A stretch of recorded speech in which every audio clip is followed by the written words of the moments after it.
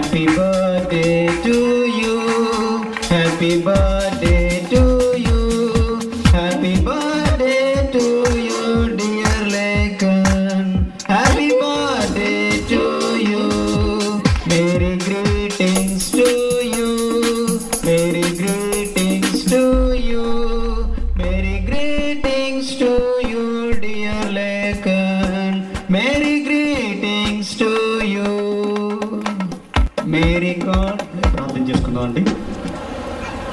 పరిశుద్ధ ప్రేమ స్వరూపి పరలోకమందున మా ప్రేమగల తండ్రి, రెండో దినం మీ కృపలో మమ్మల్ని అందరినీ ఇక్కడికి నడిపించి మీ అద్భుతమైన మాటలు వినిపించే భాగ్యాన్ని నాకు తండ్రి వింటున్న భాగ్యాన్ని వారికి అనుగ్రహించినందుకు మీ స్తోత్రాలు చెల్లిస్తూ యేసుక్రీస్తు వారి పరిశుద్ధ నామంలో ప్రార్థిస్తున్నాం తండ్రి, ఆమేన్. ప్రేమైన వాళ్ళరా, నిన్నటి దినం దేవుడు గురించిన కొన్ని సంగతులని మనం తెలుసుకున్నామండి. పరమ తండ్రి ప్రేమ పిలుపులో నిజంగా దేవుడు ప్రేమ కొంత భాగాన్ని మనం నేర్చుకున్నాం. ఈరోజు మరికొన్ని సంగతుల్ని కొద్ది నిమిషాలు చెప్పి ముగిస్తాడు. దయచేసి ఎవరు కూడా కదలొద్దండి. మీకోసం ఈ చక్కని ఈ సభను ఏర్పాటు చేస్తాం. చాలా భయ ప్రయాసాలకు వచ్చి ప్రేమైన వాళ్ళరా, దేవుడు నేను అందరినీ ప్రేమించినట్టుగా లేఖనాల్లో చూసాం. దేవుడు సూర్యుడిని చేసిన తర్వాత భూమి మీద వెలిగించుడికే ఉండునుగా కానీ ఆయన అన్నాడు. సూర్యుడు నిరంతరాయంగా ఉష్ణశక్తిని వెలుతురుని అందిస్తూనే ఉన్నాడు. అలా ఉష్ణశక్తిని వెలుతురుని అందిస్తున్న సూర్యుడికి దేవుడు ఈ విధంగా ఆదేశిస్తే నీవు ఇంకా నీ శక్తిని తిరిగి తీసుకో అని అంటే ఏముంటుందో తెలుసా? మన పరిస్థితి, మనకు వెలుతురు ఉండదు, ఆహారం కూడా ఉండదండి. ప్రియమైన వాళ్ళరా, రాత్రుల్లో మనం హాయిగా పడుకుంటాం, నిద్రపోతాం, సుఖ నిద్ర పడుతుంది. ఎందుకంటే మరి వెన్నెలని చూసి ఆ వెన్నెల కూడా ఉండదండి. గాలిని వీయకుండా దేవుడు గనుక దానికి ఆజ్ఞాపిస్తే అసలు మనిషి అనేవాడికి ఊపిరి కూడా తీసుకునే అవకాశం లేకుండా పోతుందండి.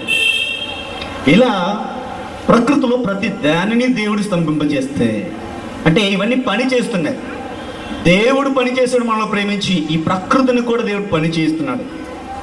దేవుడు తన పని కనుక ఒకవేళ మానేస్తే పరిస్థితి ఏంటో మీకు తెలియజేస్తున్నామండి.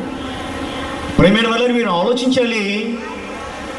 ఈరోజు ఒక పిలిపిస్తారండి, ఒక విద్యార్థి నాయకుడు కనుక పిలుపునిస్తే విద్యార్థులందరూ కాలేజ్ మానేస్తారు, బంద్ చేస్తారు. ఒక కార్మిక నాయకుడు కనుక పిలిపిస్తే ఇంకా శ్రామికులందరూ కలిసి వచ్చి బంద్ చేస్తారు. ఇలా రకరకాల పిలుపులకి ఇచ్చి వాటి తర్వాత బంధులు, వాటి పర్యవసానాలు మనకు తెలుసు. దేవుడు మనల్ని ప్రేమతో పిలుస్తున్నాడు, రండి అని. దేవుడు గనక బంధు చేయమని పిలిపిస్తే ఇంకా మన పరిస్థితి తెలుసు అండి, ఇంకా అన్నీ మూసుకుని ఉండవలసిందే. ఎందుకంటే బ్రతకడానికి అవకాశం లేదు. దేవుడు వీటన్నిటినీ పని చేస్తున్న వాటిని పని చేయకుండా ఆగిపోండి అని ఆజ్ఞాపిస్తే, పిలిపిస్తే జీవితమే లేదండి.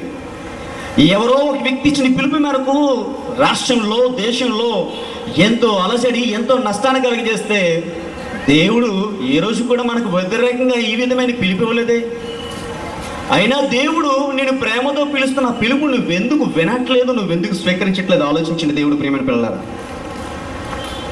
ప్రియమైన వాళ్ళరా, నిజంగా దేవుడు మనల్ని తల్లి గర్భంలో చేసింది ఆ విధానం గురించి ఆలోచిస్తే నిజంగా చాలా అద్భుతంగా ఉంటుందండి. మన క్రైస్తవుడేనండి, మరి సాల్మన్ నెల్సన్ రషీద్ అని ఆయన హేతువాదిగా మారిపోయాడు. అలా హేతువాదిగా మారిపోయి ఇక బైబిల్ని తప్పుపడడానికి కూర్చున్నాడండి. దేవుడిని ప్రశ్నించడానికి సిద్ధమైపోయాడండి. నెల్సన్ రషీద్ హైదరాబాద్ అండి. ఇది నిజమా అని పుస్తకం కూడా రాశాడండి. 2 సంపుటాలుగా 2 భాగాలుగా రాశాడండి. అందులోని దేవుని పనిని ప్రశ్నిస్తున్నాడండి. ఈ విధంగా ఏమన్నా తెలుసండి, దేవుడు నేలమట్టితో నరుని చేసినట్టుగా బైబిల్లో చెప్పబడింది కదా అంటూ, దేవుడు తన రూపంలో తన పోలికలో చేసుకున్నాడు కదా. అయితే దేవుడు తన పోలిక రూపం ఎలా ఉంటుందో దేవుడికి ఎలా తెలుసు? అప్పటికి ఏమైనా మిర్రర్ అద్దాలు ఉన్నాయా, లేకపోతే అద్దంలా కనిపించి నీరేమైనా ఉందా అడిగారండి. అంటే దేవుని మరీ బొత్తిగా తీసేసినట్టుగా మాట్లాడుతున్న మాటలో, అంటే ఆయనకి ఇంకేమి తెలియనట్టుగా ఇంకొక మాట వేసాను. చాలా ప్రశ్నలు వేసానండి. ఇది చాలా అత్యవసరం ఇది, అందుకనే ఈ సంగతులు మీ ముందుకు తీసుకురావాలనుకుంటున్నానండి. మరొక మాట ఏంటంటే, యెహోవా మొట్టమొదటిగా తన రూపాన్ని పోలికం చేసిన దాంట్లోని మొదట బొమ్మ గీశాడు. కానీ బొమ్మ గీసేవాడు మొదట బొమ్మ గీస్తాడు, కానీ అందులో ఉన్న అంతర్భాగాలు గీయగలడా అంటూ ప్రశ్నిస్తూ దేవుడు మానవ శరీరాన్ని తయారు చేసేటప్పుడు మొదట ఏం చేయాలంటే అస్థిపంజరాన్ని చేయాలట, స్కెల్టన్. అలా చేసిన తర్వాత దాన్ని ఎండబెట్టాలంట, ఎండబెట్టి ఉంటాడంట. ఎండబెట్టిన తర్వాత ఏం చేశాడండి, ఇక ఇన్నర్ పార్ట్స్ అనగా లోపటి భాగాలు చేయడం ప్రారంభించాడట. ఏంటో తెలుసండి, మెదడు, కళ్ళు, చెవులు, గుండె, ఊపిరితిత్తులు, జీర్ణాశయం, కిడ్నీ, పాలిండ్లు, నాలుక, గొంతుక, ముక్కు, చెవుల కరణబేరి, కన్నులో రెటీనా, ఇవన్నీ కూడా మట్టితో చేయడం సాధ్యమేనా అని ప్రశ్నించాడండి.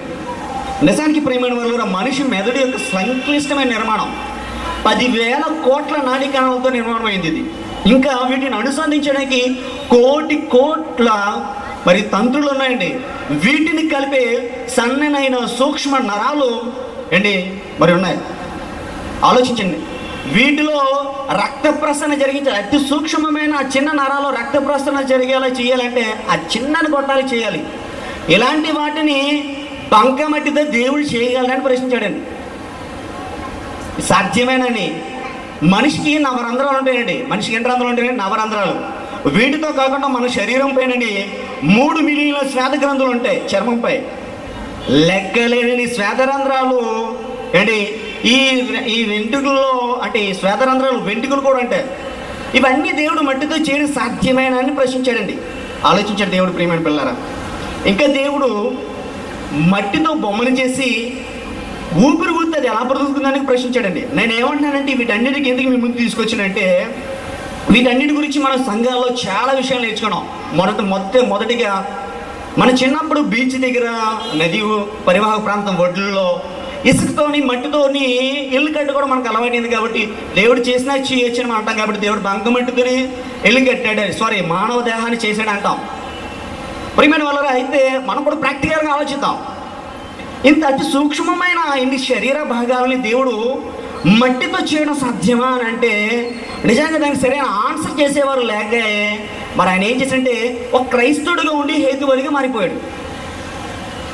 క్రైస్తవుడు కూడా హేతువాదిగా మారిపోయాడు. ఆయన నేను మరి మెయిల్ చేశానండి, రెస్పాన్స్ లేదండి. ఫోన్ చేశానండి, ఫోన్స్ అసలు పని చేయట్లేదు. ప్రియమైన వాళ్ళరా, ఆలోచించండి.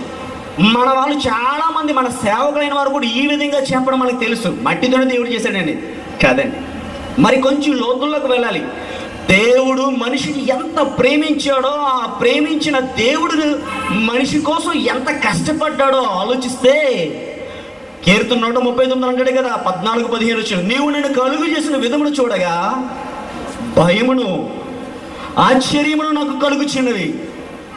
నీవు నన్ను కలుగు చేసిన విధానం చూడగా భయం ఆశ్చర్యం అంటే నిజమేనండి. ప్రియమైన వాళ్ళరా, ఇంత అతి సూక్ష్మమైన శరీర అవయవాలని ఇప్పుడున్న ఈ పై మట్టితో చేయడం అసాధ్యమే. ఎందుకంటే రెటీనా ఎలా ఉంటుందో తెలుసు మనకి, చెవులను కరణబేర ఎలా ఉంటుందో తెలుసు, శరీరంలో ప్రతి అవయవం కూడా ఎంత సున్నితమైనదో మనకు తెలుసు. వాటన్నిటి ఈ పైన మట్టితో చేయడం దరిదాపు అసాధ్యం అనే అతని భావన. నిజమే కావచ్చు. అయితే దేవుడు మనిషిని తయారు చేయడానికి ఎక్కడికి వెళ్ళాడు తెలుసా? అదే కీర్తనలో ఉంటుంది 139లో. ఏంటి చదవండి, 15 వచ్చిన కీర్తన 139:15 వచ్చిన, నేను రహస్యమందు పుట్టినాడు భూమి యొక్క అగాధ స్థలములో విచిత్రముగా నిర్మింపబడినాడు అంటాడు. చాలా భూమి యొక్క అగాధ స్థలాల్లో విచిత్రంగా నిర్మించబడిందండి మన రూపం. ఏంటి భూమిలో ఉన్న అగాధ స్థలం ఏంటో తెలుసండి? భూమి లోపటే అండి 6000 డిగ్రీలు పైబడిన వేడి ఉందండి. అక్కడ సలసల కాగి అండి లావా ఉంది. ఆ లావాలు ఏమన్నా తెలుసా? ధూళి ఉన్నాయండి, ఐరన్ ఓర్ ఉంది, ఇంకా అనేక రకాల ఖనిజాలు ఉన్నాయి, శిలాజాలు ఉన్నాయండి. అవన్నీ కూడా అగ్నిపర్వతం బద్దలైనప్పుడు ముందుగా మనకు తెలుస్తుంది. ముందుగా మనకి వచ్చేది తెలుసండి, డస్ట్ వస్తుందండి. అతి సున్నితమైన డస్ట్, అది పౌడర్ అండి. అది ఎక్కడుంది? నేల మాగిలో, ఈ నేల మధ్య భాగంలో చేస్తుందండి. ఆ డస్ట్ని దేవుడు తీసి, ఆ ధూళిని తీసి దేవుడు ఆదాము శరీరంలో ప్రతి అవయవాన్ని దేవుడు తయారు చేశాడండి. అంటే డస్ట్తో చేయగలవా లేదా? మట్టితో చేయడం కష్టం కావచ్చు. మట్టి అనేది కొంచెం పెద్ద పెద్ద పార్టికల్స్, పెద్ద పెద్ద అణువులు ఉంటాయి అండి. కానీ డస్ట్ ఎలా ఉంటుందండి? అతి సూక్ష్మమైన రేణువులు కదా. వాటిని దేవుడు ఎలా కలిపి చేశాడో అద్భుతం అండి. ఆ సూక్ష్మమైన రేణువులతో మానవ దేహాన్ని ఈజీగా చేయొచ్చండి. అంటే నేను చెప్తున్న మాట మీరు నమ్మకపోవచ్చు. అయితే రెఫరెన్స్ మీరు చూడండి, ఈ మాట చూడండి. ఆదికాండం నుంచి 18:27 ఆదాము గారు అంటారండి, ఇదిగో ధూళియు బూడిదైన నీతో మాట్లాడుతున్నాను అంటాడండి. ఆదాము ఏమంటున్నాడు తెలుసా? నేను ధూళిని బూడిదని అంటాడండి. మానవ దేహాన్ని దేవుడు మట్టితోనే చేశారు, కానీ ఆ మట్టిలో ఇంకా సున్నితమైనది ఉందండి, అదే ధూళి రేణు. అవి మట్టిని యొక్క సూక్ష్మ దశ. ఆ వాటి నుంచి దేవుడు మానవ దేహాన్ని తయారు చేశాడుగా మనం తెలుసుకోవచ్చు. యోబు గ్రంథం 34:15 నరులు మరలా ధూళైపోతున్నాడండి. మరలా ధూళైపోతారంటే అర్థం ఏంటి? ఒకసారి ధూళి నుంచి తీయబడింది దేహం అండి, తయారు చేశాడు. ఈ శరీరంలో ప్రతి సున్నితమైన భాగాన్ని తిరిగి మరలా ఏం చేస్తాడండి? ధూళిగా అయిపోతారట. ఆలోచించండి దేవుడు ప్రియమైన పిల్లలారా. నిజంగా దేవుడు మనల్ని ఎంత సున్నితంగా, ఎంత క్లిష్టంగా, సంక్లిష్టంగా అండి, చాలా కష్టంగా దేవుడు చేసేదండి. ఇలా చేసిన దేవుడు నిన్ను అప్పుడే పిలుచుకున్నాడు. ఎప్పుడు పిలుచుకున్నాడు? అప్పుడే పిలుచుకున్నాడు. నిన్నటి దినం మనం విన్నాం, దేవుడు సృష్టి చేయడానికి ముందు నిన్ను ఈ భూమి మీదకి రమ్మని పిలవలేదు, కానీ భూమి మీదకి వచ్చిన తర్వాత దేవుడు ప్రతి ఒక్కరిని పిలుస్తున్నాడు. ఎప్పటి నుంచో తెలుసా? గలతీయులకు రాసిన పత్రిక నుంచి 1:15 చూడండి ప్రియమైన వాళ్ళారా. గలతీయులకు రాసిన పత్రిక నుంచి 1:15. కనుక నెల్సన్ రషీద్ లాంటి వారికి చెప్పొచ్చండి, దేవుడు నేల మన్ను యొక్క సూక్ష్మ దశ అయిన ధూళితో మనిషిని తయారు చేసింది. దీంతో ఇంకెలాంటి సెన్సిటివ్ పార్ట్స్ అని తయారు చేయొచ్చండి. అయినను తల్లి గర్భమునందు పడినది మొదలుకొని నన్ను ప్రత్యేకపరిచి తన కృప చేత నన్ను పిలిచిన దేవుడు నేను అన్య జనులలో తన కుమారుని ప్రకటించాలండి. తల్లి గర్భములో పడినప్పుడే తన ప్రత్యేకపరుచుకుని పిలిచిన దేవుడు. నేను ఎప్పుడు పిలిచాడు? మనలందరూ ఎప్పుడు పిలిచాడండి? తల్లి గర్భంలో ఉన్నప్పుడే పిలిచాడు. ఆ పిలుపు మీరు ఎవరైనా విన్నారా? నేను కూడా వెళ్ళేది, మీరు కూడా వెళ్ళేదండి. మరి నాకు తెలిసిపోయింది, మీరు ఎవరైనా చెప్పగలరా? తెలీదు. కానీ పిలిచాడు ఆయన పిలిచాడని సంగతి ఎప్పుడు తెలిసిందండి? ఇగో మీరు అందరు ఇప్పుడు వచ్చారు కదా, ఈ మాటలు వినడానికి వచ్చారు కదా, అందుని బట్టి తెలిసింది ఏమని?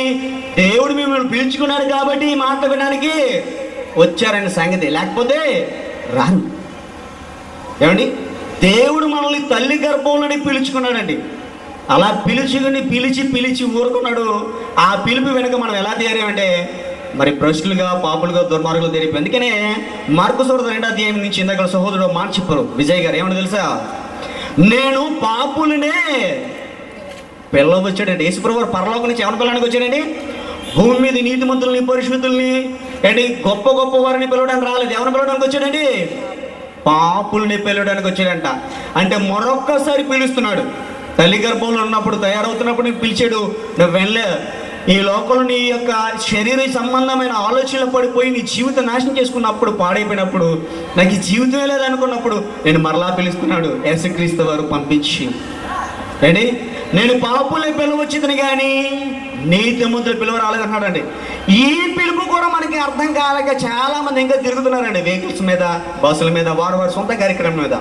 ప్రియమైన వాళ్ళరా, ఇది లోకంలో ఒకవైపు ఎలా ఉంటే, ఇప్పుడు మన దేవుడు పిల్లలైన వారి దగ్గరికి వద్దా అండి. ఇప్పుడు మనం కూడా ఏం చేయాలండి? యేసు ప్రభువు లాగా వాళ్ళందరినీ పిలవలొద్దా? కానీ ఇప్పుడు మనం ఎక్కడికి పిలవాలి జనాలందరినీ? ముందుగా దేవుని సంఘానికి, దేవుని సంఘం నుంచి పరలోకానికి. అంటే టోటల్గా మనం పిలిచేది పరలోకం కోసం అందరినీ పిలాలి. కానీ మన క్రైస్తవుల్లో అండి మరి మొదటి శతాబ్ది యొక్క ఛాయలు బాగా వస్తాయండి. ఎలా వస్తాయో ఈ వీడియో క్లిప్ చూడండి. దేవుడి పిల్లలైన వారు ఎక్కడ పిలవాలండి? మిగతా వారిని అందరినీ ఎక్కడ పిలవాలి? చెప్పాలి. ఎక్కడ పిలవాలండి? పరలోకం వెళ్దాం రండి అని పిలాలి. మనల్ని ఎక్కడ పిలుస్తున్నారండి? యెరూషలేముకి వెళ్తారండి. ఇంకో విషయం చెప్పమంటారా? యేసు ప్రభు వారు దేవాలయాలకు వెళ్ళినప్పుడు అక్కడ పావురాలు అమ్మేవారిని, చిల్లర మార్చి కొట్టి ఉన్నాయండి. చాలా దుకాణాలు పెట్టాయి కదా దేవాలయంలో. ఈ దుకాణాలు పెట్టిన వాళ్ళు అందరూ చూసి ఆయన చాలా కోపం వస్తుందండి. కోపం వచ్చి తాళ్ళు తీసి ఒక్కొక్కరిని కొట్టారండి. నా తండ్రి ఇల్లుని, నా తండ్రిని మందిరాన్ని మీరు దొంగల గుహ చేస్తున్నారండి. ఈరోజు దేవుడి దగ్గరికి వెళ్దాం, పరలోకం వెళ్దాం అన్నట్లయితే యేసు ప్రభువు పుట్టిన ప్రాంతాన్ని చూడడానికి వెళ్దానండి. దేవుడు అండి ఆయన పుట్టిన ప్రాంతాన్ని కూడా చెప్పలేదండి మన కోసం. మీకు అర్థమైందో లేదో? ఎందుకంటే కాన్ఫిడెన్షియల్గా ఉంచాడు. అది ఏ ప్రాంతంలో పుట్టాడో తెలియదు, మార్గ మధ్యలోనే జన్మించాడు. ఆ ప్రాంతం కూడా తెలీదు. అలాంటి ప్రాంతాన్ని చూడడానికి వెళ్తా అంటున్నారండి. నేను ఎవరు విమర్శించలేదండి, వాస్తవాన్ని మేము ముందు నుంచి తెలుసుకున్నాను. మనం ఎక్కడికి వెళ్ళాలండి? దేవుడు మనల్ని ఎందుకోసం పిలిచాడు? పాపులమైన మనల్ని పరలోకం వెళ్ళాలని తల్లి గర్భంలో పడినప్పుడు పిలిస్తే ఆ పిలుపు మర్చిపోని చెప్పి యేసుప్రభువు వచ్చి పిలిచారు, మళ్ళీ పరలోకం వెళ్తారండి అని. అది పిలువ అంటే ఆ పిలుపు అందుకొని వచ్చిన మనం ఆయన ఎందుకోసం పిలిచాడు అది మర్చిపోయి ఎక్కడికి వెళ్దాం అంటున్నారండి? యాత్రకి వెళ్దాం, యెరూషలేము యాత్రకి. అక్కడ ఏం చేయాలో తెలుసా? మీ దగ్గర డబ్బులు లేవా? నో ప్రాబ్లం, ఈ క్లిప్ చూడండి.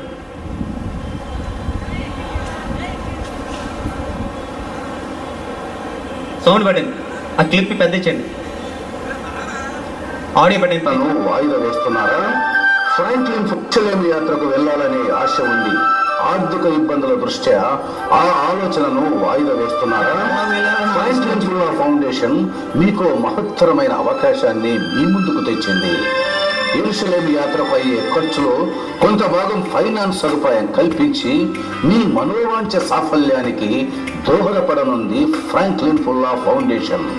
పాస్పోర్ట్ సిద్ధంగా ఉండి నవంబర్ మాసంలో వెళ్లే బ్యాచ్ లో మీరు ఉండాలనుకుంటే వెంటనే ఫోన్ చేయండి. వివరాలు, షరతులు, నియమాలు తెలుసుకోవచ్చు. 77. ఇక్కడ చిల్లర కూడా మార్చుకోవచ్చు అనమాట. యెరూషలేము దేవాలయం చిల్లర మార్చిన ఇక్కడ కూడా మీరు వెళ్ళాలని అనుకుంటున్నారా? పరలోకం ఇంకా తర్వాత చూద్దాం, వెళ్తామో లేదో పరలోకం. ముందు యెరూషలేముకి వెళ్ళి వచ్చేస్తే ఇంకా పరలోకి వెళ్ళాలని ఫీలింగ్ వచ్చేద్దని భ్రమలో ఉన్నారండి.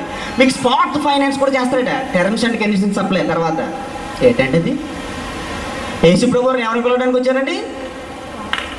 ఇప్పుడు మనం ఎవరిని ఎక్కడికి పిలవాలండి? మన వాళ్ళు ఎవరిని పిలుస్తానండి?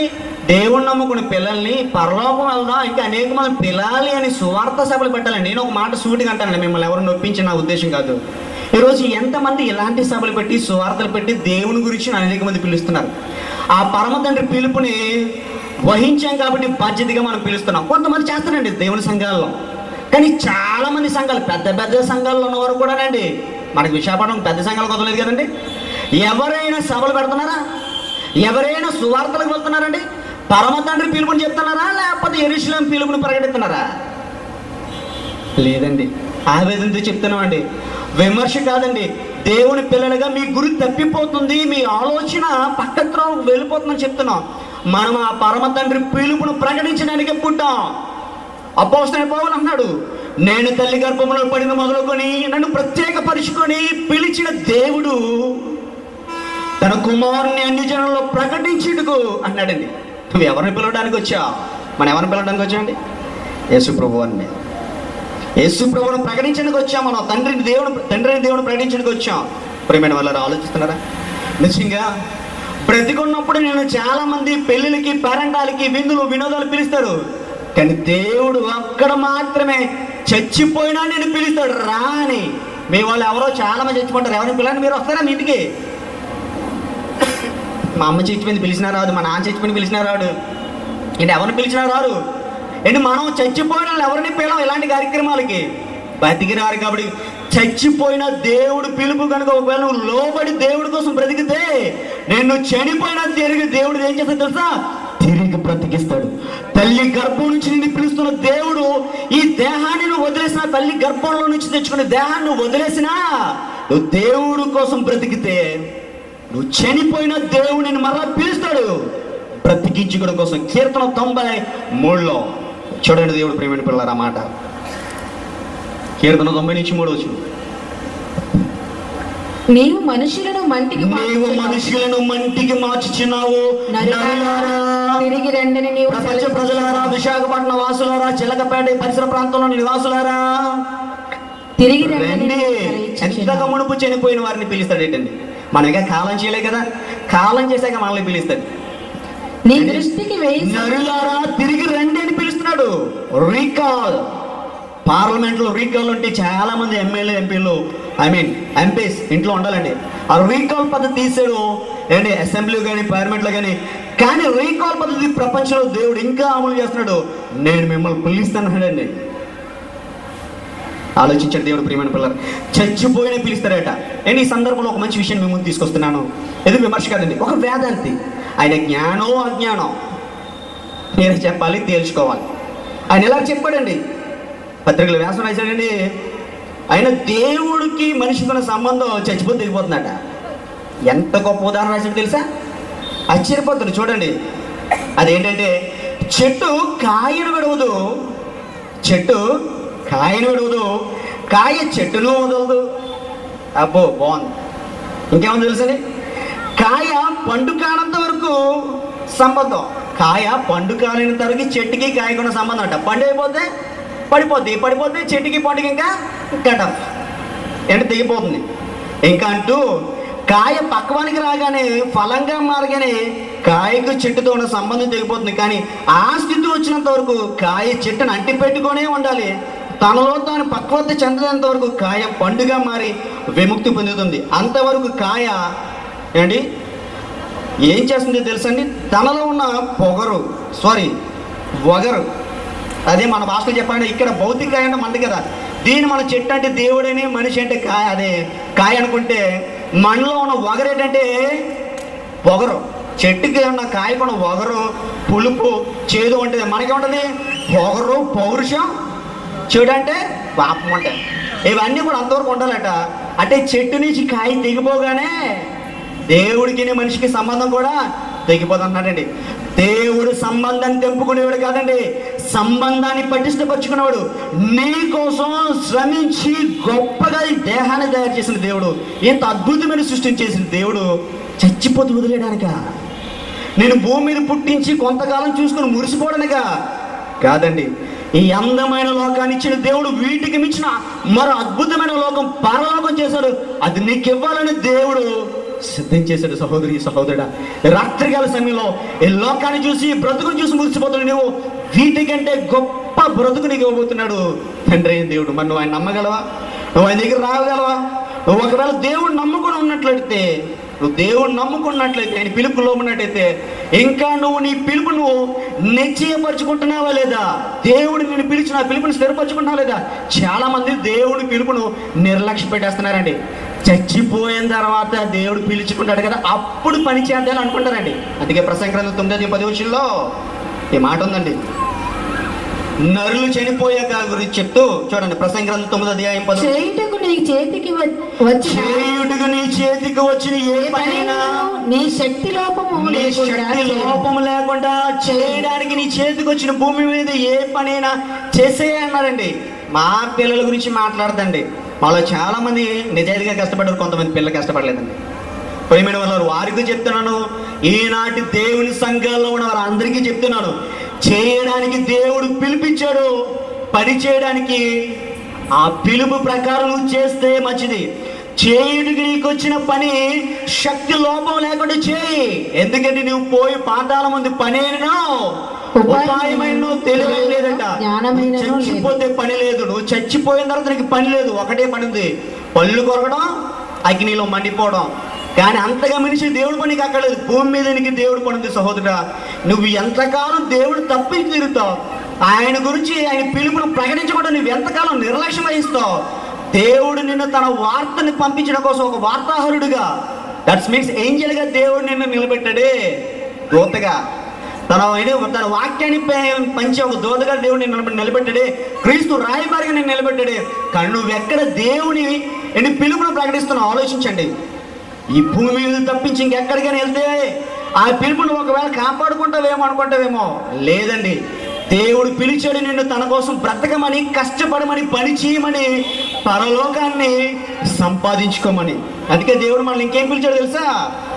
పాతాళంలోనే పని లేనప్పుడు, మనిషికి పాతాళంలోనే చనిపోయిన తర్వాత పని లేనప్పుడు దేవుడు పని చేయడం, దేవుడు మనకు తెచ్చిన పని చేయడానికి పరలోకంలో పని ఉంటుందా? ఉండదండి. చాలా మంది క్రైస్తవులు పరలోకంలో పని ఉంటుంది అనుకుంటున్నారండి, ఉండదు. అక్కడ విశ్వాసులు చేయలేని కొన్ని పనులు ఉన్నాయండి పరలోకంలో. ఏంటో తెలుసా? ఒకటి, క్రీస్తుని గురించి నువ్వు సాక్ష్యం అక్కడ చెప్పలేవు. ఎందుకంటే అక్కడ అందరూ ఎవరుంటారు? పరిశుద్ధులు మాత్రమే ఉంటారు. పాపి అనేవాడు పరలోకానికి ఎంట్రన్స్ లేదు. పాపి కూడా నువ్వు ఇక్కడ పరివర్తన చెంది క్రీస్తు రక్తంలో కడగబడి పరలోకానికి పరిశుద్ధుడిగా వెళ్ళాలి. అలా వెళ్ళిన పరిశుద్ధులు అందరూ అక్కడ ఉంటే నువ్వు ఇంకా అక్కడ ఎవరికి సువార్త ప్రకటిస్తావు? సువార్త ప్రకటించవలసింది ఎక్కడ?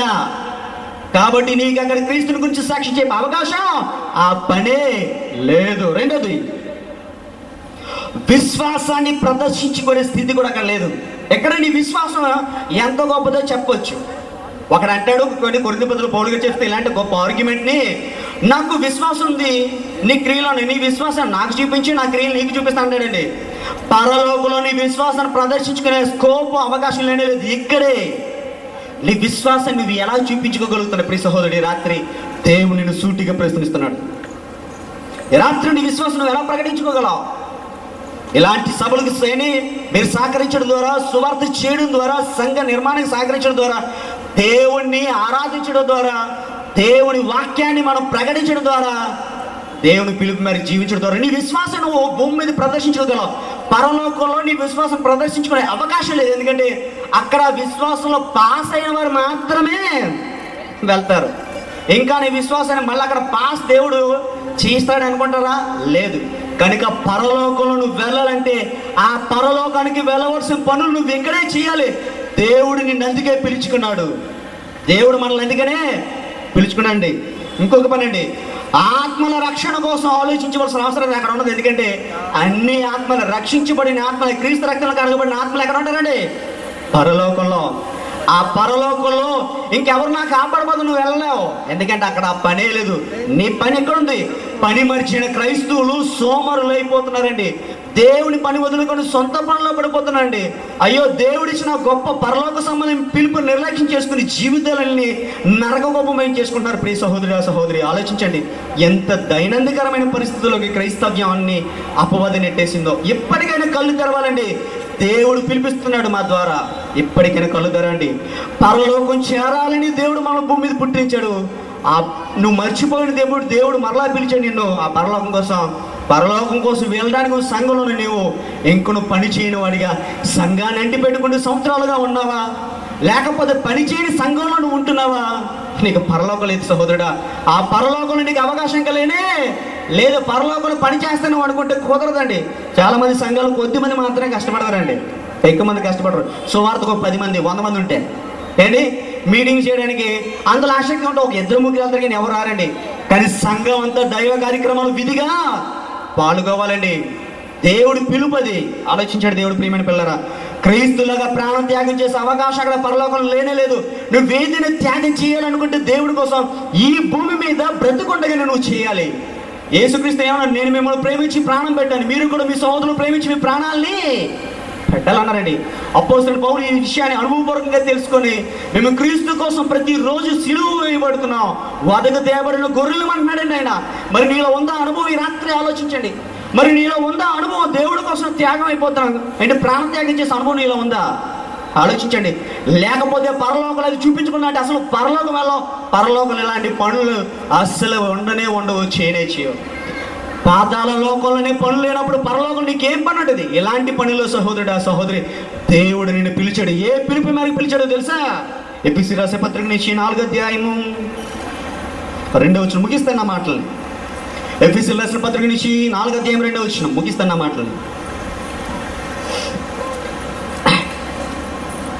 కలిగించే ఐశ్వర్యమును చదవనమ్మా. కాపాడుకున్నట్టు శ్రద్ధ కలిగిన ఎఫెసీ పత్రిక 4వ అధ్యాయం 2వ వచనం. మీరు పిలువబడిన పిలుపు తగ్గట్టుగా దీర్ఘశాంతంతో మీరు పిలువబడిన పిలుపు తగ్గట్టుగా మీరు దేవుడు పిలుచుకున్నాడు. ఆ పిలుపు ప్రకారంగా ఉన్న సహోదరి, ఒక సహోదరుడు అంటాడండి, అంటే మన దగ్గర ఆర్కెస్ట్రా పెట్టలేదు. ఆర్కెస్ట్రా వాళ్ళు ఏం చేయాలి తెలుసండి? పాటలు పాడడానికి వెళ్ళిపోతారండి. అంటే ఆయన ఆర్కెస్ట్రా కోసం పిలిచారంట. మరొకరు సాక్షి చెప్పడానికి వస్తారండి. సాక్షి చెప్పాలంటే కనిపించారు, క్యాండిడేట్ వెళ్ళిపోతారు. మరొక ఆయన వస్తారండి, మైక్ ఇస్తే ఏదో 2 మాటలు చెప్పేసి వెళ్ళిపోతారండి. అంటే నీ పని అయిపోయింది అనుకుంటున్నావు, కానీ కడదాకా ఉండవా? మన పని ఏంటంటే ఇలా సంఘానికి వెళ్తున్నావు, ఏదో ముస్తో కానికేసే వెళ్ళిపోతుందంటే ఇప్పుడు ఫీల్ అయిపోతావండి. అంటే నీ పని ఏదో అంతగా ఉండని ఫీల్ అయిపోతున్నావు నువ్వు. కానీ నువ్వు పిలువబడి పిలుపు తగ్గట్టుగా జీవించాలంటే ఏం చేయాలి? కార్యక్రమం ఆద్యాంతం నువ్వేం చేయాలి? ఉండాలొద్దా? ప్రియమైన వాళ్ళరా, నా మాటలు మిమ్మల్ని ఎవరైనా గాయపరుచుంటే దేవుని మాటగా అనుకోండి. నేను మిమ్మల్ని కోపంతో చెప్పండి, మీరు బాగుపడాలి, పరలోకాలని నిన్ను మనసుతో మిమ్మల్ని ప్రేమించి చెప్తున్న మాటలండి. ఆలోచించండి. కనుక నిన్ను పిలిచిన పరమ తండ్రి సిగ్గుపడకూడదు. మనల్ని పిలిచిన తండ్రి సిగ్గుపడేవాడిగా నీ పని చేయకూడదు. నీ పని అయిపోయిందని చెప్పి వెళ్ళిపోవడం కాదు. ఆ పని అందరితో చేసే పని కంప్లీట్ అయినంత వరకు ఏం చేయాలండి? ఉండాలండి. ఆలోచించండి దేవుడు. ప్రియమైన వాళ్ళ, దేవుడు మనల్ని పిలుపు తగ్గట్టుగా దీర్ఘశాంతంతో ఉండాలన్నాడు. చూడండి ఎబ్రీ పత్రిక 3వ అధ్యాయం 1వ వచనం. ఎబ్రీ రాసిన పత్రిక నుంచి 3వ అధ్యాయము 1వ వచనం ముగిస్తానండి, చివరి మాటలో. 3వ అధ్యాయం 1వ వచనం. ఇందువలన పరలోక సంబంధమైన పిలుపులో పాల్గొన్న పరిశుద్ధ సహోదరులారా, పరిశుద్ధ సహోదరులారా, చాలండి. ఎందువలన పరలోక సంబంధమైన పిలుపులో పాలు పొందిన పరిశుద్ధ సహోదరులారా, పరలోకం వెళ్ళాలండి. మన అల్టిమేట్ లక్ష్యం ఏంటంటే, టార్గెట్ ఏంటండి? హెవెన్, పరలోకం, దేవుడిన లోకం. ఈ పిలుపు నీకు ఇచ్చాడు, నువ్వు ఏం చేస్తున్నావు? నువ్వు దేని గురించి పరిగెడుతున్నావు? ఆలోచించండి. దేవుడు ప్రియమైన వల్లరా తనకి స్వాచ్ఛంగా ఉండాలని నేను పిలిచాడు, తనకు ఒక మందిరంగా ఉండాలని నేను పిలిచాడు, దేవుడు తనకు ఒక యాజక జనంగా ఉండాలని నేను పిలిచాడు, దేవుడు తనకి పరిశుద్ధులైన అండి సొత్తైన ప్రజలుగా ఉండాలని దేవుడు పిలిచాడు. మరి నువ్వు ఆ పిలుపు తగ్గడికి జీవిస్తున్నావా? దేవుడి కుమారుడిగా ఉండాలని పిలిచాడండి, దేవుని వారసుడిగా ఆ పరలోకానికి నువ్వు చెందినవాడుగా పిలిచాడండి. నువ్వు ఆ పిలుపు తగ్గడికి జీవిస్తున్నావు? ఆలోచించండి. రోమపత్రిక కూడా అది 7వ వచనం ఉంటుందండి. మీరును వారిలో ఉన్నవారే యేసుక్రీస్తు వారిగా ఉండడానికి పిలబడ్డారట. నువ్వెందుకు పిలబడ్డావు తెలుసా? తండ్రి చేత నీ రూపాన్ని మార్చుకోవడం కోసం, నీ పోలికను మార్చుకోవడం కోసం, క్రీస్తు యేసు స్వరూప పోలికలను మారిపోవడం కోసం పిలిచాడు. ఈరోజు ఆ రూపం పోలిక నీలో ఉందా? అలా ఉంటే నీకే పరలోకం సహోదరి. ఈరోజు దేవుడు పిలుపు తగ్గడం నువ్వు ప్రవర్తిస్తున్నావా? దేవుడి యాజకుడిగా, దేవుడి పరిశుద్ధుడిగా, దేవుడి మందిరంగా నువ్వు ఉన్నావా? పరలోకం నీదే. ఒక మాట చెప్పమంటారా? నేను మళ్ళీ విమర్శిస్తున్నాను అనుకోవద్దండి, జస్ట్ మన లోపాలు తెలుసుకుంటున్నాం. ఎందుకంటే పరలోకం వెళ్ళాలని ఆలోచన చేసండి సభ ఇది. మనం అందరూ చేస్తే పరలోకం వెళ్ళాలి. ఈ భూమి మీద చేస్తే నేను ఎవరు పిలవరు, కానీ చేస్తే పిలిచిన దేవుడు ఒక ఆయన అన్నాడు, నువ్వు తల్లి గర్భంలో పాటిన తర్వాత పిలిచిన ఆయన చచ్చిపోయిన తర్వాత కూడా నేను లేపుతాను అన్నాడు పరలోకం తీసుకెళ్ళడం కోసం. ఆయన అంటున్నాడు ఏమన్నా తెలుసా? చాలామంది ప్రార్థన చేస్తారండి. ఏమైనా ప్రార్థన చేస్తే ఇది ఒకరోజు ఆ చర్చిలో ప్రార్థనలో మాట్లాడండి, ప్రార్థన సమావేశంలో. అంటే చాలామంది ప్రార్థన చేస్తారు.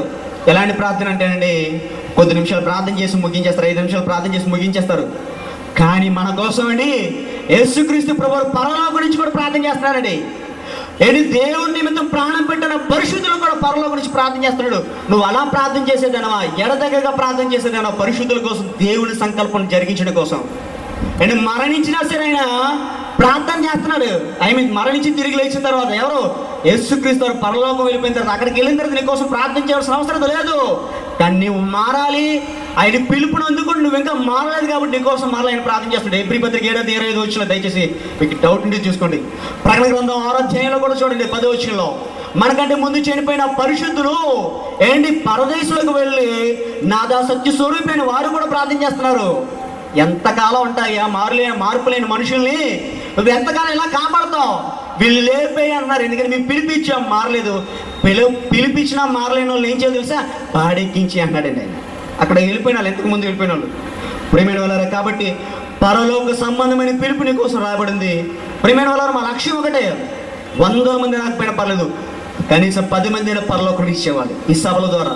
ఈ 10 మంది అయినా దేవుడి కోసం బలపడాలి, దేవుడి కోసం శ్రమించేవారుగా, దేవుడి కోసం ప్రాణం పెట్టేవారుగా తయారవ్వాలి. అదే మా లక్ష్యం అండి, సభల లక్ష్యం.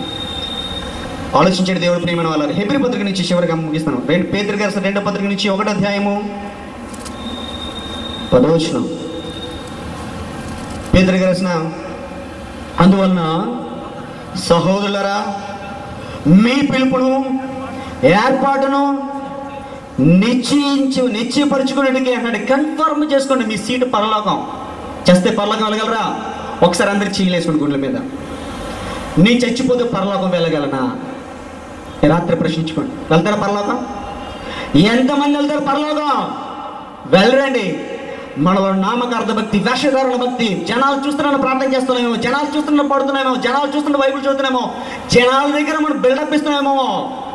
పరమ తండ్రి చూడాలని చేయాలండి. అలా పనిచేసేవాడైతే అహర్నిశలు పని చేస్తూనే ఉంటాడండి. దేవుడి కార్యక్రమం దేన్ని విడిచిపెట్టాడు. సంఘంలోనండి ఒక స్తంభంలాగా చలనం లేని వాడిగా ఉంటావు, చలించే దేవుడి మందిరంలో ఉంటావు, కదలాడే క్రీస్తు వాక్కు ప్రవాహంలో ఉంటావు. మరి ఎలా ఉన్నాయి ఈరోజు నువ్వు పరలోకం వెళ్ళగల పోతే? నువ్వు ఇంతవరకు వింటున్న మాటలతో పరలోకం వెళ్ళగా నీకు నమ్మకం కలిగిందా? ఇన్ని రోజులు నువ్వు దేవుడు మాటలు విన్నావు దేవుని సంఘాల్లో, ఇక ఏ రోజైనా చచ్చిపోతే పరలోకం ఇంకా నమ్మకం ఉందా? లేకపోతే ప్రియమైన వాళ్ళరా, ఈ రాత్రి మీకోసమే దేవుడు మాట్లాడుతున్నాడు. మారండి.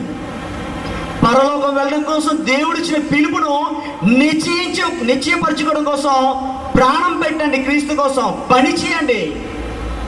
యేసు ప్రభువు వారు పరలోకం నుంచి వచ్చి నీతిమంతులు పిలవడానికి రాలేదు, పాపులు పిలవడానికి వచ్చిన ఆయన ఆ విధంగా చేసి ప్రాణం పెట్టాడు. ఈరోజు నీవు కూడా ఆ విధంగా చేస్తేనే దేవుడి దగ్గర పరలోకం ఉంటావు. చచ్చిపోతే పరలోకం వెళ్తావు. దేవుడు ఎవరు లేపుతాడో తెలుసా? దేవుడు ఎవరు పిలుస్తాడో తెలుసా? ఇక్కడ కూర్చుని మిమ్మల్ని అందరినీ దేవుడు పిలుచుకున్నాడు కాబట్టి వచ్చారు. ఈ పిలుపులో కూడా దేవుడు వడగడతాడు, జల్లెడ పెడతాడు. ఇందులో ఎంతమంది అయితే నిజంగా దేవుడు పిలుపుకు లోపడి స్వచ్ఛందంగా తమ ప్రాణాలైన సైతం దేవుడికి అర్పించే విధంగా కష్టపడతారు, వారికి మాత్రమే పరలోకం. అలాంటి వారిని ఆ ఫైనల్ లిస్ట్లో కన్ఫర్మ్ చేస్తాడు. ఆ లిస్టులో నువ్వు ఉన్నావు. ఈ రాత్రి ఆలోచించు. ఈ సభలో వదిలేస్తున్నాడు. ఈరోజు ముగింపు. ఇంకొన్ని నిమిషాలు వెళ్ళిపోతున్నావు. నువ్వు ఎక్కడ వాడో ఎవరు వారో నాకు తెలియదు, కానీ దేవుడు ఈ రాత్రి నీకు ఈ మాటలు చెప్పాలని నాకు అనిపించిందండి. దేవుడు వాక్యించే దేవుడు అప్పుడు. కనుక ప్రియమైన వాళ్ళరా, ఈ రాత్రి దేవుడు నిన్ను ప్రశ్నిస్తున్నాడు.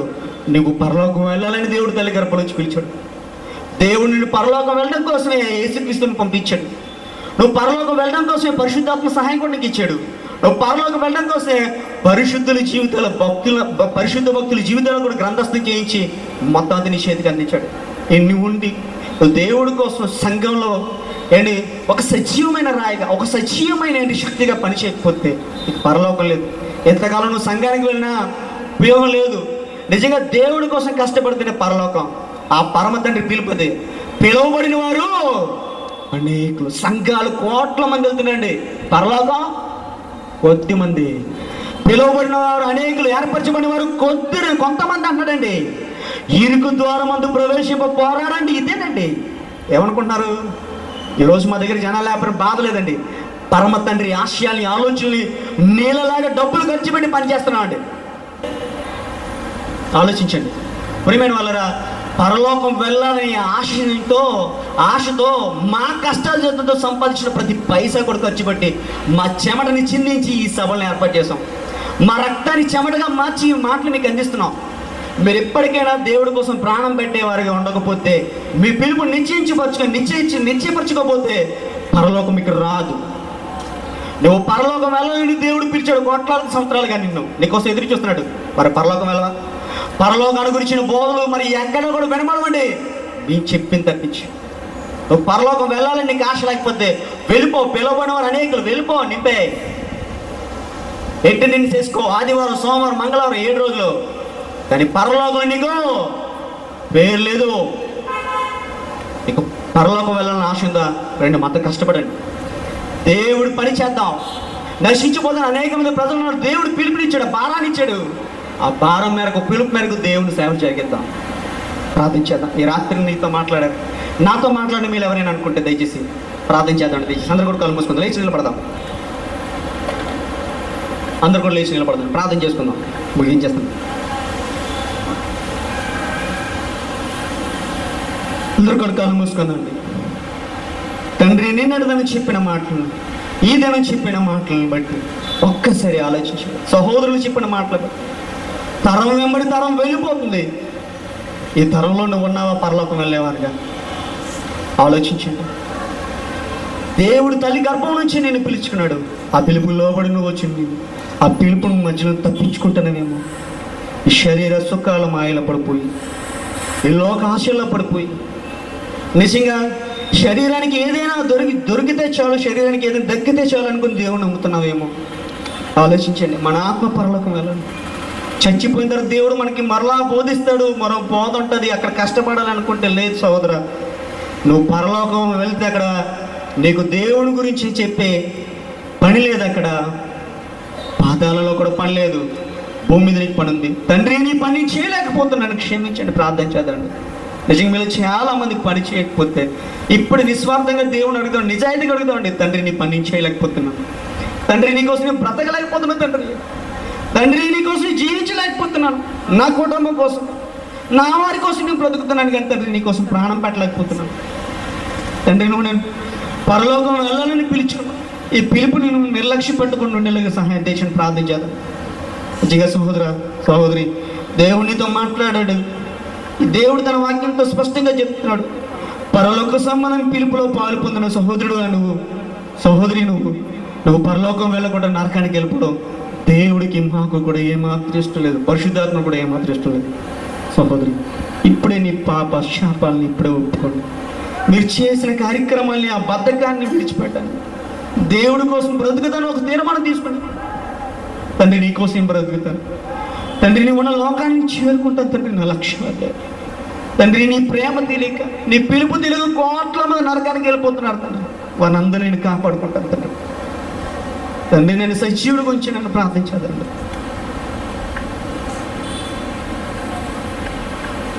పరిశుద్ధుడ, ప్రేమ స్వరూపి, పరలోకమున మా ప్రేమగా తండ్రి, నాయన మీ అనాది సంకల్పాన్ని అనుసరించి నాయన మేము తల్లి గర్భంలో పడినప్పుడు పిలుచుకున్నాం దేవ. ఎంతో సంక్లిష్టంగా ఈ నిర్మాణాన్ని గావించి మాకు ఒక అద్భుతమైన జీవితాన్ని, అంతకంటే అద్భుతమైన ఈ లోకాన్ని మాకు అనుగ్రహించి మీ గొప్ప ప్రేమతో తండ్రి నేను మిమ్మల్ని కాపాడుతున్నారు. ఎంతవరకు మీ పిలుపును నిర్లక్ష్య పెడితే తండ్రి, మీ పిలుపును కనుక మీకు పట్టించుకోకపోతే నేను నరకానికి వెళ్ళిపోతాను ప్రభు. 60 సంవత్సరాల జీవితాన్ని చూస్తున్నా కానీ అనంత కోట్ల కాలం ఆత్మ బ్రతుకు గురించి ఆలోచించిన దుస్తులకు తండ్రి క్రైస్తవ్యాన్ని అపవాద దిగజారుస్తుంది తండ్రి. మార్చండి దేవా. ఈ క్రైస్తువులు ఇప్పటికే పరలోక వాళ్ళని ఆలోచించే కాక తండ్రి, భూమి మీద తండ్రి నేను యేసు పుట్టిన ప్రాంతం చూడాలని ఒక తండ్రి, ఈ భూమి మీద తండ్రి నేను విందులు వినోదాలకు రకరకాల ప్రాంతాలు పర్యటించేవారు ఉన్నారు కానీ తండ్రి, పరలోకం కోసం తండ్రి నేను ప్రపంచానికి సువార్త చెప్పేవారు కరువైపోయారు ప్రభు. నేను అలా చేసేవారికి ఇక్కడ ఉన్న వారు అందరి నుంచి పరలోకంలో తండ్రి నైనా మాకు ఎటువంటి పని లేదు చెప్పాను తండ్రి నైనా. కాబట్టి మీరు మాకు ఇచ్చిన ఈ పనిని యేసుక్రీస్తు ప్రభువు భూమి మీదకి వచ్చి చేయుటకు నా చేతికి వచ్చిన ప్రతి పనిని నేను చేసి నేను మహింపరిచినట్టుగా ప్రభు మేమందరూ మీరు మాకు ఇచ్చిన పనిని నెరవేర్చి నేను మీరు నా గొప్ప లోకాన్ని స్వతంత్రించుకున్న భాగ్యం తెచ్చింది. ఎందుకంటే తండ్రి, మేము బ్రతుకున్నప్పుడే మమ్మల్ని పిలుస్తారు మనుషులు, చచ్చిపోతే ఎవరూ పిలవలేరు తండ్రి. నైనా మీరు మమ్మల్ని చనిపోయిన తర్వాత కూడా పిలుస్తానంటారు తండ్రి. మమ్మల్ని బ్రతికించి మా ఆత్మని, శరీరాన్ని తండ్రి ఆ పరలోకం ఇవ్వడం కోసం తండ్రి, మీలాంటి గొప్ప తండ్రిని దేవుడిగా మీకు కలుగునందుకు మీకు స్తోత్రాలు చెల్లిస్తూ దేవా, గొప్ప పరలోక భాగ్యాన్ని తండ్రి నేను ఎక్కడున్న వారందరికీ, రాలేని క్రైస్తువులందరికీ ప్రసాదించింది. నామగర్ధ వేషధారణ భక్తి నుంచి ఆయన అపవాది ఆలోచన నుంచి బయటపడి ఆ పరలోకాన్ని చేపట్టేవారుగా ఆయన మీరు ఇచ్చిన పిలుపును నిశ్చయపరుచుకునేలాగా మీకోసం తండ్రి అవిశ్రాంతంగా తండ్రి శ్రమించే పిల్లలుగా క్రీస్తు స్వరూపాన్ని ధరించుకున్న వారుగా తండ్రి నేను మీ సన్నిధిలో జీవించే భాగ్యాన్ని దయచేయమని ఈ కార్యక్రమాన్ని సహకరించిన ప్రతి ఒక్కరిని కూడా దీవించమని తండ్రి. నేను మీ పిల్లలను తండ్రి ఏ అవసరాలు వచ్చారో, ఏ సమస్యలు వచ్చారు తండ్రి, నేను ప్రతి అవసరాన్ని సమస్యలు కూడా నేను ఆ సమస్యలు తీసేయమని, అవసరాలనైనా వారికి తీర్చమని దేవా. అనారోగ్యంతో ఉన్న వారికి తండ్రి నైనా మీ కృపలనైనా స్వస్థత ఇమ్మని, సమస్యనైనా ఆర్థిక సమస్యలతో నాకు విడుదల దయచేయమని ప్రభా నేను కోరుకున్నాం దేవా. మా యొక్క ప్రాంతానికి, ఈ యొక్క పట్టణానికి తండ్రి నేను నీటి ఎద్దడి రాకుండా నేను మీరు కాపాడండి. అనేక ప్రాంతాల్లో ఎండలకు మండి చాలామంది చనిపోతున్నారు ప్రభా. నేను ఈ పరిస్థితి నుంచి నైనా విడుదల దయచేయండి. మీ పిల్లలైన పరిశుద్ధులు అనేక మంది తండ్రి మీకోసం ప్రార్థన చేస్తున్నారు తండ్రి నైనా. మరి మీ పిల్లలైన అందరినీ కాపాడండి. ఇంకొన్ని మీ గొప్ప రాజ్య విస్తరణలో మేము ఒక క్రియాశీలకమైన పాత్రను పోషించే భాగ్యాన్ని దయచేయమని తండ్రి. మీ పిల్లలు ఈ దినం యొక్క ఆశీర్వాదాలు దీవులు తెచ్చండి, పర సంబంధమైన ఆశీర్వాదాలు తెచ్చండి, ఆత్మ సంబంధం దీవులు అనుగ్రహించండి. మీ పిల్లల్ని కాపాడండి. సత్యానికి చెవి యొగ్గేవారుగా, సత్యాన్ని చేపట్టేవారుగా తండ్రి నేను ఈ లోకమందు తండ్రి నేను మీకు జీవవాక్యాన్ని చేత పట్టుకున్న జ్యోతులుగా నిలబెట్టండి. యేసుక్రీస్తు వారి దివ్యనామాన్ని ప్రార్థిస్తున్నాం తండ్రి, ఆమేన్. మన తండ్రి అయిన దేవుని యొక్క ప్రేమ, ప్రభువైన యేసుక్రీస్తు వారి యొక్క కృప, పరిశుద్ధాత్మ దేవుని కన్యనతి ఇప్పుడు ఎల్లప్పుడు సదాకాలము తోడి ఉండి మనమందరం పరలోకం చేరుకునేలాగా మనల్ని ఆయన కార్యక్రమాలలో పరిశుద్ధతలో, యథార్థతలో, దేవుడికి ఇష్టమైన సేవలో ముందుకు నడిపించును గాక. ఆమేన్. అందరికీ గుడ్ నైట్ అండి. Thank you.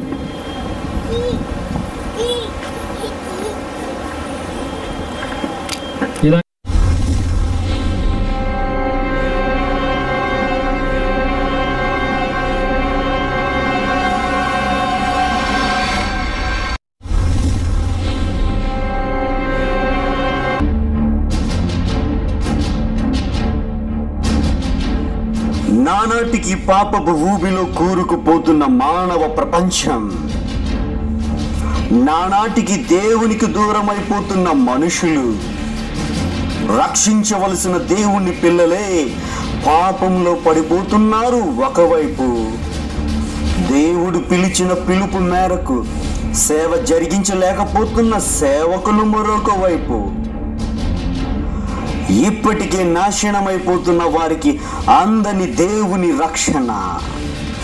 ఏమైపోతుంది క్రైస్తవుల భక్తి? ఎటువైపు వెళుతుంది క్రీస్తును గూర్చిన ఆసక్తి? నిర్వీర్యమైపోతున్న క్రైస్తవ్యాన్ని నిలబెట్టడానికై, నిర్జీవమైన దేవుని పిల్లల ఉజ్జీవింపబడుటకై నిజంగా సేవ చేసే వారిని గుర్తించి ప్రోత్సహించాలి.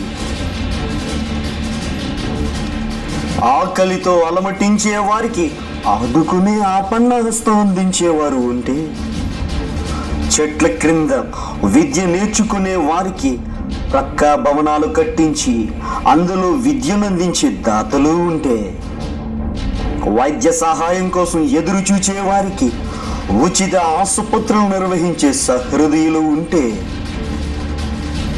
అనేకులను వారి పాప శాప లోక మాలిన్యాలు తప్పించి పరిశుద్ధులుగా దేవుని పిల్లలుగా తీర్చిదిద్దే క్రీస్తు ఆరాధన కేంద్రం అడివారంలో నిర్మాణం చేయాలని ఆశించాం.